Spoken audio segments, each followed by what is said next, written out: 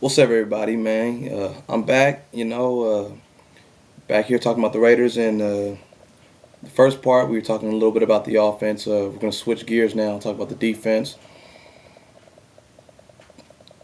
First of all, we got to talk about the defensive tackle. It was the biggest issue for everybody this offseason.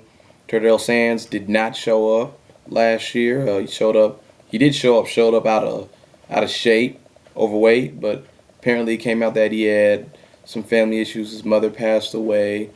So I'm pretty sure anybody can understand that it's a tough ordeal when you lose somebody like your mother. You can only get one of those in your life, man. So hopefully this year he's going to come back real strong, be a force like he was that last game of the year against the Chargers, where he was just unblockable. Right now they don't have him slated to be the starter. It's Jawad Warren, but I don't think that's going to hold up because Jawad Warren is more of a kind of I want to try to penetrate, the gap kind of thing though. Whereas Turdell Sands is going to have to be taking up two blockers, but we'll see though. I mean, we're going to see. Excuse me, Tommy Kelly, big time contract signed by that dude. 6'5", 6'6", 330 pounds. We need him to show people why the Raiders did not need to go after their defensive tackle. Even though I felt the Raiders did the right thing because Al Davis is not like short defensive tackle, so I don't know why people thought Cedric Ellis or Glenn Dorsey was going to get picked. I knew better though, and people with any sense knew better. Derek Burgess, you don't play the run so well, but you do come uh, against the right tackle. You are tough. They have to double team you. You're quick. You got some moves. You are a good pass rusher. They're talking about sometimes having you go from the right side, which I like more since you are our best pass rusher. We need the best pass rusher to be coming from the right side because that's the guy who goes up against the left tackle. You hit the quarterback from the blind side, you create turnovers, you create fear. So we're going to see. Jay Richardson's the other defensive end. He's good at stopping the run. He needs to step up big time. He needs to step up more on the pass rush so he can be an every down player. The backups we have, Kalimba Edwards, talented guy, got it from Detroit. Underachieved since he's been in the NFL, but maybe a change of scenery might do him some good. Who wants to be stuck in Detroit with Matt Millen? I know I wouldn't. And also we have Greg Spires and Trevor Scott vying for the last defensive end spot. Personally, I don't know why Greg Spires would even make the team. He's old. He can only play left defensive end because he cannot play right defensive end. He can't. He's not really that great of a pass rusher. I'd rather try out this rookie. He's pretty quick, apparently, from what I've been reading off the edges. He needs to get stronger, but you just need him to create some pressure on the QB. We're going to find out in the preseason what he can do. Linebackers, we love Morrison and Thomas Howard.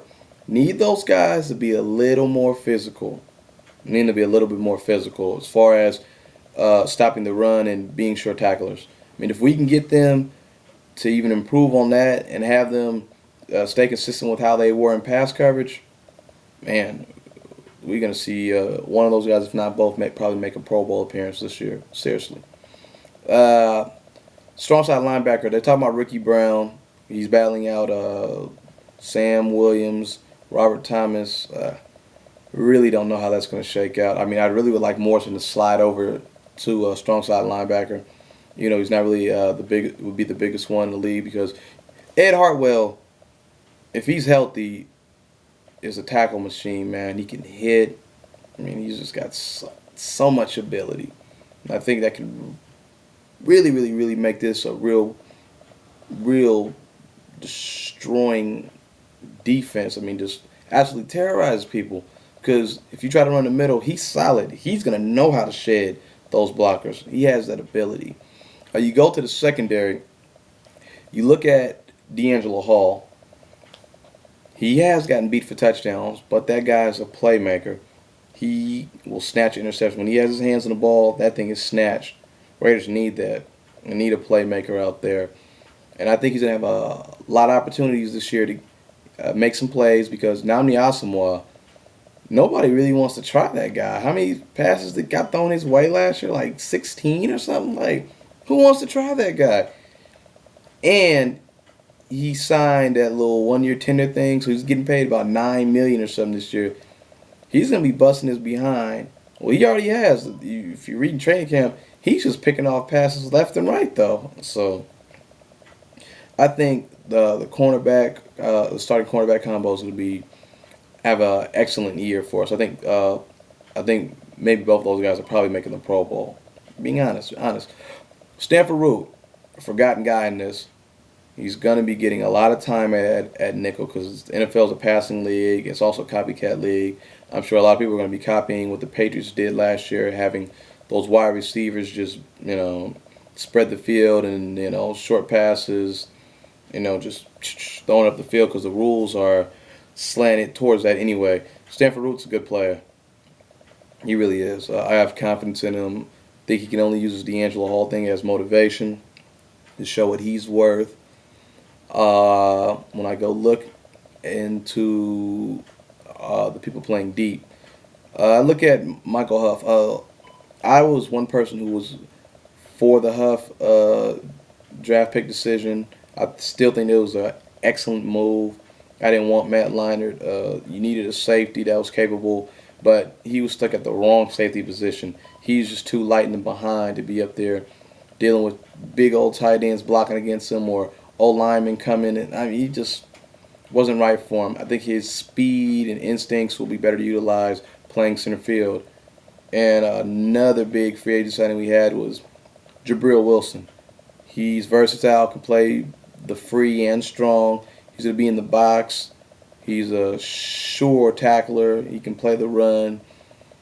He also can he does pretty well in coverage. So I'm looking forward to watching him play for the Oakland Raiders because it's been a while since somebody thought they can just come over the middle against the Raiders and didn't know and just thought, hey, I can just come over the middle and I know I'm getting smacked.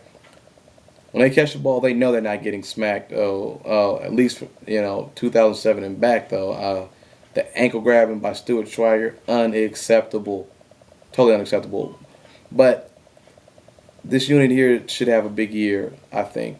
On special teams wise, I love Seabass. He's gonna have to make more kicks. I don't care if he's off the dirt or not.